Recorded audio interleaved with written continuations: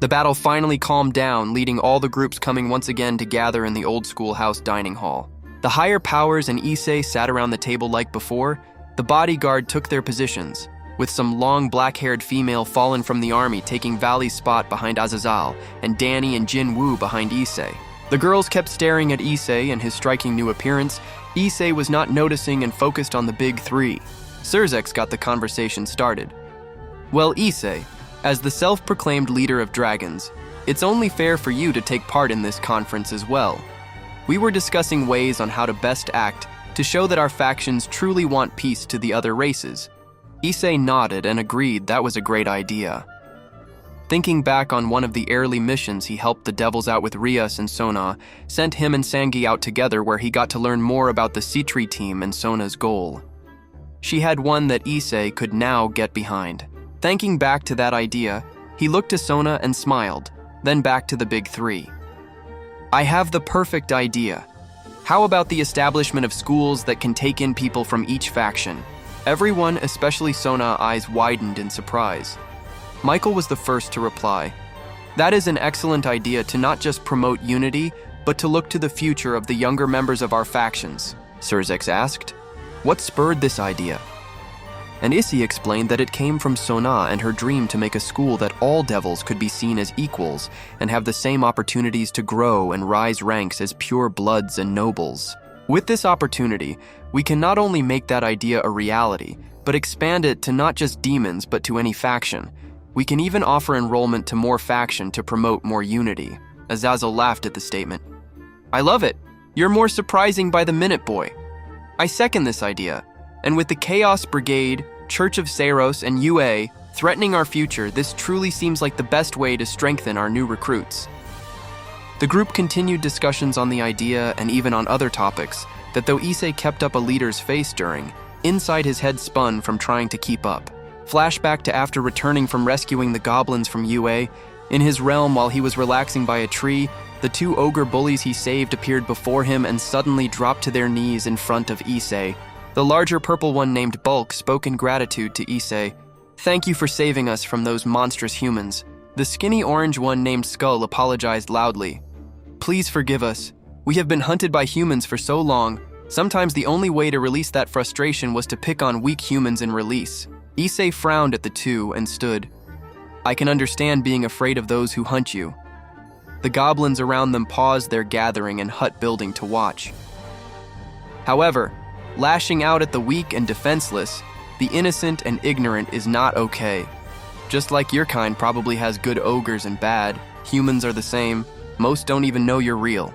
All living creatures have kind, loving members, and unfortunately, all have members who hate, who fear what they don't understand, and who see themselves superior to others, even their own kind. Issei walked and knelt on one knee before the two and held out his hand. Come, follow me, and together we can work to a future that puts an end to all those who discriminate and make a world where all can coexist in peace. Bulk and Skull took his hand, thanking him for his forgiveness, and accepts his offer. The Soon also make a request to bring their tribe to his realm as well, like the goblins. Issei agreed, and the two set off to bring the news to their village. Issei called over Danny and Jin Woo. I hate to impose on you again, but I need a big favor. Danny cocked his head. Of course, you don't need to be formal with us, man. You literally saved us from being trapped in UA. Jin Woo also nodded. We owe you a debt, man. You only need ask. Issei thanked them and explained what he needed. I am about to go through a change that will leave me vulnerable and exposed until the process is done, and I need people I trust to watch over me until it ends. The two agreed, and by the day's end, Issei makes his way to a cave at the base of the nearest mountain in his realm to undress and sit in a flat, clear place he found. In the cave, Issei allowed Dreg and Tomoe to start the process of change. Issei sat Indian style on the ground and managed to clear his mind despite Tomoe's constant remarks on his bare body. As his mind cleared, energy of silver like fog and waves of red flame emitted from his body and swirled around him and hardened into an egg large enough to contain his body. In his egg, Issei's consciousness drifted like fog. He felt as if he was floating in the gap again. His body melted away as every cell was transformed and restructured. Issei trusted his dragons when they told him of the process. What he didn't know was Tomoe and Dreg wasn't just going through the motions of turning him into a new fledgling dragon, but also feeding the process directly with pieces of themselves, molding him not just into a new dragon with his own aura, but one of his own mixed with theirs. This was how Issei transformed himself into a dragon. After 3 days, Issei hatched from his shell and emerged as the new Issei we seen in the last chapter. Authors note, as many have noticed from the PNGs for Issei's new form, is a doll Christian from the YS games, specifically when he was the Crimson King in YS9. That's how I am imagining him now. So when you see me use a pic of a doll, know it's how Issei looks now.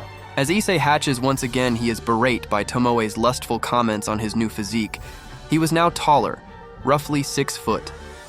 He was not just somewhat toned like before, but had a fully built physique of that adventurers from animes he watched had. He looked down at his arms, now noticing his body, and as he did, he found that his hair was now long and cascaded over his shoulders, now a vibrant red color, much like Rias's, but maybe a tad bit darker. His body felt denser than before, and as he tested his new self, he found he could call forth dragon scales all along his skin, the color similar to gray, but like that of ash. Issei also, in the giant open cavern of the cave with the encouragement of Dreg, tried out his dragon form. Last time, his form was not a true dragon, but one made of the gears not fully synchronized, and as such became a chaotic purple juggernaut drive that was more a form halfway between Dreg's juggernaut and Tomoe's. Now, as he expanded his limbs and unfurled wings and a tail filling up the large space in the underground cavern. In his full form, Issei was now 4 stories tall, and took the shape of a more Western-shaped dragon with broad black wings on his back, a long tail like a whip, a tall neck, and a massive head full of sharp golden fangs. His spine was lined with tall black pikes from the base of his skull to the tip of his tail. Along on each side of the black spine was large golden scales between the black spine and the ashen scales of the rest of his skin. His claws were black with the same golden scales separating them from the ashen ones. Author's note, basically picture if Valimar from Trails of Cold Steel as if he was a living non-mechanical dragon. After experimenting with his new body both as dragon, human, and everything in between, Issei called forth his clothes he stored in his pocket space with requip magic and stepped outside. Danny was currently standing gourd, having decided to take turns with Jin Woo so they could sleep. Issei wasn't even sure if he needed guarding considering it was his dimension, but he figured better safe than sorry, considering there should be at least wild animals around. Danny looked confused and raised his hand, letting one glow with energy. "Who are you? How did you get past us?" he said protectively. Issei held up his hands to ward off Danny. "Calm down, Danny. It's me, Issei. See?" He summoned his gauntlets on his arms like flashing an ID.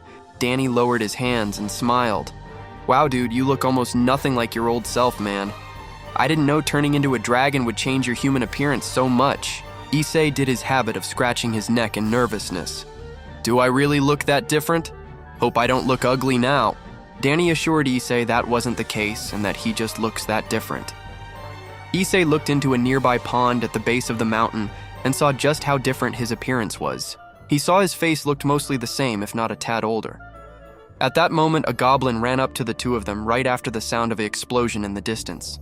The goblin came yelling, "My lord! Intruders have entered the realm and are fighting with Master Sung!"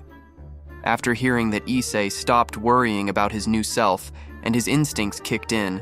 Still without a shirt, wings popped out of his back, and his tail appeared from behind him. His arms from the elbows down and his legs from the knees down became covered in scales and morphed into claws of a dragon. Issei leapt of the ground with such force that it made a shockwave, causing the goblin and Danny to fall backwards. Back at the site of the goblin's new village, Jin Woo was engaged in a battle with a pack of werewolves and a group of Kijin in a 3-way battle. Jin Woo was holding his own with his shadows, but he only had 6, a bear, crow, squirrel, dog, boar, and a deer.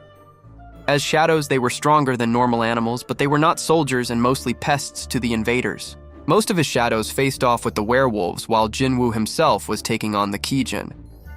This in itself was straining, and as much as he hated to admit it, he was grateful for the training he learned while stuck at UA. He dodged the heavy but slow strikes of a black and purple Kijins. A pink one was firing fireballs at him from a distance. He tried to get closer, only to be pushed back by a blue and gray set of Kijin that attacks were faster but weaker than the black and purple ones. and just as he lashed back with his shadow strike called Mutilation, but it was blocked by the red Kijin, the red one was clearly the leader, and was both fast and strong with his strikes. Jinwoo found it odd that the last two did not participate in the fight. The orange and darker purple one stayed far away, seemingly panicked and constantly on their knees, waving their arms and shouting something, but no one could hear. Just as the red Kijin began shouting and charging an attack, and the werewolves finished off all the shadows, a loud roar shook the very ground, making everyone freeze in place. The roar was mighty and angry, and the aggressive beating of wings could be heard. Jinwoo suddenly was grabbed from behind and flown back from the fight and back to the village by Danny, who arrived just in time to get Sung out of the way. Just as Danny and Jinwoo landed back at the village, Issei appeared over the forest edge in full dragon form with fury in his eyes. Issei landed in front of the wolfman and Kijin and let out a massive roar, sending the two groups to scurry back from his presence. The dragon's form began to distort like a mirage in a desert, as his body sparked away like hot ashes on a dying fire, leaving Issei in a half-dragon, half-human state. He stood 6 feet tall, with 2 black dragon horns sticking out his long red hair. His whole body was covered in ash-colored scales in a similar color pattern as the divine knight Valimar from Trails of Cold Steel. His clawed hands and feet were engulfed in silver flames, and his wings and tail twitched in anger. "Just who dares to not only to trespass on my domain, but attack my friends and subjects?" roared the dragon. The werewolves and Kijin backed in fear. Before any more could escalate, Bulk and Skull jumped in between the groups. Skull pleaded with Issei, "Master Issei, please forgive my kin. This is all a misunderstanding." Bulk was on his knees, pleading with the red Kijin. "Please, leader, I told you there was a safe place for us, but you didn't wait to hear that it was offered by Lord Issei under his rule. It's not vacant territory we can just claim." Issei still looked pissed. "And the wolves?" As he said that, the biggest one with white fur around his neck and a horn growing out his forehead stepped forward. "We were being hunted by humans when we saw the strange fog appeared and the orange and purple one stepped out. We decided it might lead to safety and new territory. We could claim." The red looked agitated, and so did the wolf. Just then, the elder goblin and his son jogged up to the scene. The elder, while catching his breath, pleaded with everyone to stop fighting. "My gracious Lord Issei created this land himself and humbly offered its safety to us out of kindness.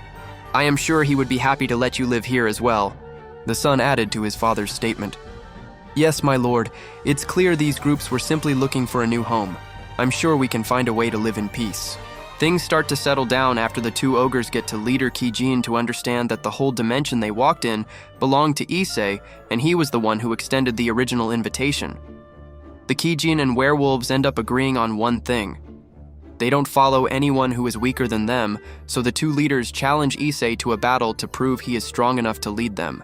The two start to argue who should get the right to fight him until Issei lets out another roar to quiet them and tell them he will take them on at once.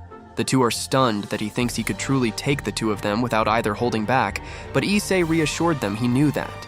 Issei and the two group leaders take positions far enough away from camp, and the red Kijin powers up with his body coated in fire, flexing his power. The werewolf seemed to grow twice his original size and was surrounded by wind energy, clearly to boost its speed. Both felt their power should make the hatchling dragon back down, but they didn't expect Issei to not hold back. Issei stood before the two knowing that to monstroms, strength is everything, so he had to show them that he had, without any doubt, he had more. Issei all at once transformed into his half-human, half-dragon form again. All his limbs became those of a dragon, including showing his wings, tail, and horns. His skin became fully coated in his dragon scales, and an extreme heat surrounded him.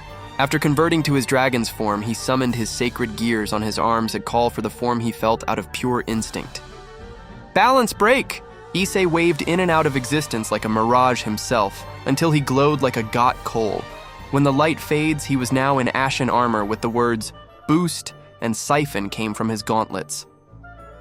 The goblins, Jinwoo and Danny, glowed in a teal color briefly, and the power of Issei kept growing.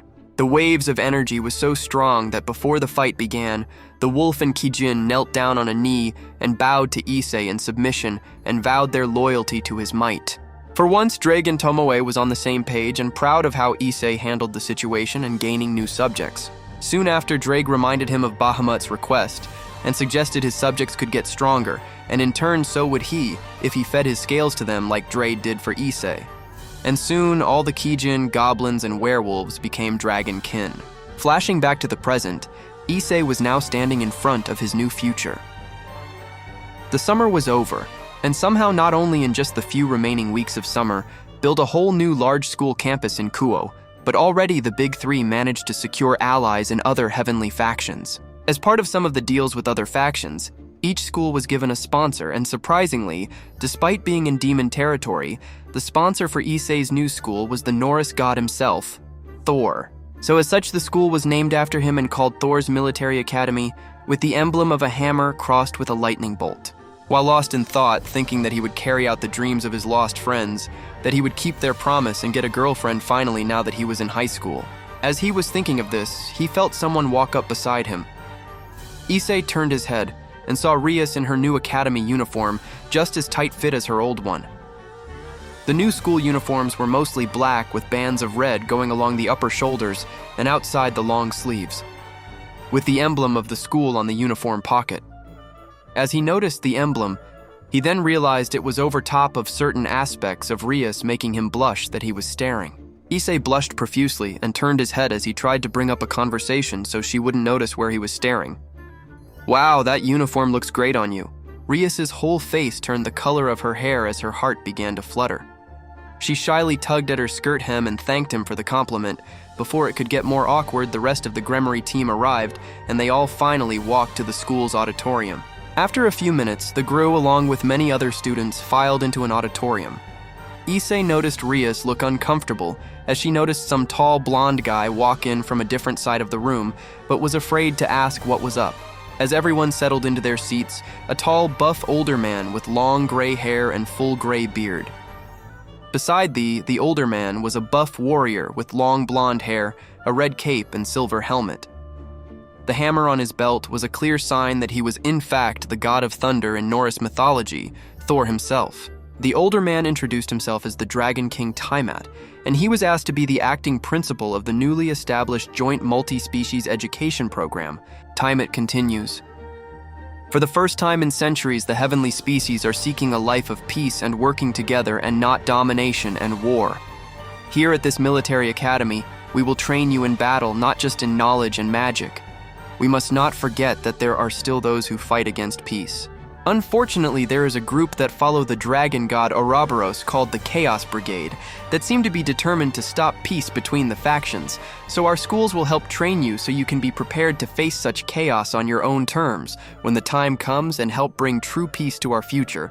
The students steered restless, with most only having heard rumors about the Chaos Brigade, but now had it confirmed in front of them. Thor stepped forward. "I am the storm god Thor of Valhalla. I will be the divine representative of your education, making your future my responsibility. Be at ease, future heroes. The future is not here yet, and anyone who entered this school has already been eyed as strong and capable. And with you as our future, I am assured that we have a bright one ahead of us." The orientation speech continued for several minutes, introducing staff, discussing locations on the campus grounds, and other basic school details. Eventually, they were instructed to head to their assigned homerooms. As they started filling out, Rias asked, "Where is your homeroom?" Issei opened his school handbook to see. "Looks like out in classroom 1A, down the first floor hall on the end near the side exit." Rias instantly puffed up her cheeks in frustration. "I thought we would be in the same class," she said in frustration, followed by angry muttering that almost sounded like, "Brother was supposed to take care of this." Issei calmed her down by assuring her it's only the first class and they would have more. He couldn't say it out loud, but he thought she was cute when she got upset. After parting ways with promises to meet up for lunch, Issei made his way to his classroom. Inside, he was surprised to see that it looked like he was the last one to arrive. The class was full of all different types of people, and up front was a beautiful woman with long silver hair and a crazy figure. Her light blue eyes locked onto him as he entered and greeted him. "Welcome to homeroom, everyone, please take a seat." Everyone listened to the teacher and found seats. Issei took one close to the back by a window. In front of him was his new friend Danny, and to Danny's right was Jin Woo. Issei convinced them both to sign up to enroll and was happy to see them in his homeroom. To his right was someone new. To Issei's surprise, the person in the seat to his right is the mysterious white hair and red-eyed girl who saved him, Danny and Jin Woo from Revelt, back when they rescued the goblins. Before he could thank her for her help, the bell rang and the silver hair instructor stood up and called the class to order. "Welcome, class. I'll be your instructor, the Valkyrie Rosweise. You can just call me Miss Rose." Rosweise held up a device that looked very much like a smartphone for all to see. "This is a gift from the school to you. In each of your desks, you will find your newly issued smart wands." Issei did as instructed, and sure enough, there was a new device that looked exactly like a smartphone, but it could fold in half like book so it would look more wand-like, and when unfolded, there was a round ball like camera lens that points up when folded, acting as the wand mode's tip. In your new wands, you will notice some pre-installed apps. The first has the symbol of a hammer. This is your access to everything school-related. You can find syllabuses, schedules, event notifications, contact information, assignments, school map, and much more. Beside it, you will notice an app with a star on it. This is the big program suggested by Governor General Azazel. She held it up and demonstrated to the class. In this app, we'll keep track and run the school system's mandatory tournament called the 7-Star Raids. This school tournament spawned from the demons' practice of raiding games. These games, for those in class unaware, were how demons settled matters of dispute in staged battles using chess pieces to form teams. Their leader would be the king, and people they recruited would be given the other pieces forming one side of the board to fight in these games. In this tournament we are hosting main purpose is to demonstrate student strength, wit, and potential leadership skills for future battles. The part where the 7 stars falls in this concept is as follows. L. Each student here is automatically given a star rank of 1 star, as shown in your app. Students can challenge other students to games to win the opponent's stars. You can challenge any student who currently has stars as long as you have a star as well. When you challenge an opponent, you can wager up to the max amount of stars that you both can wager. For example, if you have 2 stars and your opponent has 4, you both can wager a maximum of 2 stars. If a student reaches a total of 7 stars, they will be promoted to a king and issued their own set of evil pieces like the demons use and recruit their own team for the last round, and the remaining student kings will compete in team battles to strive the top. The remaining 16 kings would complete in raiding games until a school champion was made. You will be required to participate in at least 1 star game per month, as long as you still carry a star. If you have not challenged or been challenged by then, 1 will be assigned for you. Issei thought the idea of constantly fighting was annoying and figured he would just find someone to give his star to. The teacher continued finishing the basic explanations of a first day of school, and soon enough the bell rang. Danny and Jin Woo began chatting it up with Issei, and it made him feel nostalgic thinking of his 2 lost friends hanging out like this after class every day. As the trio began to walk out the classroom, Issei found someone waiting for him. Across the hall was the tall, slender ex-student council president of Kuo Academy, Sona Citri. Issei flinched for a brief moment and said he would catch up with his friends and approach Sona. "President, oh wait, I guess that you're not in Kuo Academy anymore." Sona smiled and stopped his stammering. "I'm still the president. High Monarch Surzex nominated me to be the school's first acting school president. I actually have a few things I wanted to talk to you about before next period, if that would be okay." Sona asked politely and with warmth, unlike what he had normally known from her usual cold demeanor. She led him to the new student council room and to her office. After they sat, she got right to it. "Thank you for indulging my request. First of all, I wanted to thank you. You have made a dream I've been working on all my life a reality." Issei knew she was talking about the school. "No need to thank me for anything. I didn't do anything really. The higher-ups are the ones who worked together to make this place." Sona took Issei's hands across the table and smiled softly. A warm smile, not her normal ice princess one. "No, Issei. You listened to my dream seriously, even if it was only said briefly on a pact run. When the heavenly powers offered him anything he could want, he used that request without hesitation to help my dream come true. I will always be grateful for that." Issei's face was now burning extremely red and was massively embarrassed at her gratitude. Issei coughed, trying to lighten the mood. "Well, your dream sounded like one I could get behind. Everyone should work together, not fight over who is more important." Sona smiled, and Issei for the first time noticed she was cute under that normally icy gaze. "So, was this what you wanted to talk about so urgently?" He managed to stammer it out. Sona sat back and let go of his hands finally. She pulled out her own school-issued smart wand and used it to pull up the current star rankings and found the image of the blonde guy Issei noticed Rias frown at during orientation. The wand then cast a holographic spell displaying the tall blonde man before them as Sona began to explain, "I actually am here not as student council president but as Rias's best friend. I'm sure you guessed, but there was another reason Rias really wanted you to accept her original offer for her to reincarnate you with her evil pieces. The man before you is Riser Phoenix, one of the children off the House of Phoenix, one of the 72 pillars of the underworld, and unfortunately, Rias's fiancé." Issei was shocked at that news. "Rias has a fiancé!" Sona's face got serious. "People like Rias and I are pure-blooded nobles of influential families. Because of that, our families tend to still hold strong to traditions, and that includes trying to keep pure bloodlines. The Gremory family has taken it upon themselves to force Rias into an arranged marriage to keep the bloodline pure." Issei's face must have gave away his emotions at hearing this news. Sona gave a mischievous smile. "That's why I contacted you here today. Surzex has done all he can to delay any potential marriage the best he could, and recently Riser declared he would win this tournament for Rias, and after his prize would be finally putting a ring on her finger, without realizing it in Issei's mind. He, like a true dragon, played claim on Rias as his in his heart, and hearing Sona tell him Riser's plan infuriated him so much, he crushed the armrests on his chair unintentionally. Sona actually smiled at this, having her theory about Issei's feeling about Rias confirmed in front of her. "Calm down, for I have a plan." Issei took some deep breaths and looked at her. Sona then proposed that she plans on not only pushing for a king slot, but helping the strongest candidates around that could put a stop to Riser before he could win. That's why she wanted to encourage Issei to help her on this quest. Issei was now walking on his way to his first class of the day, Ancient History 101, thinking about what Sona said.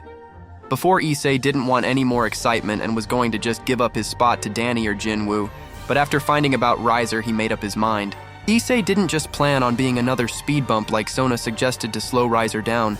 He was a dragon, the emperor of all dragons, and no one was going to take Rias from him.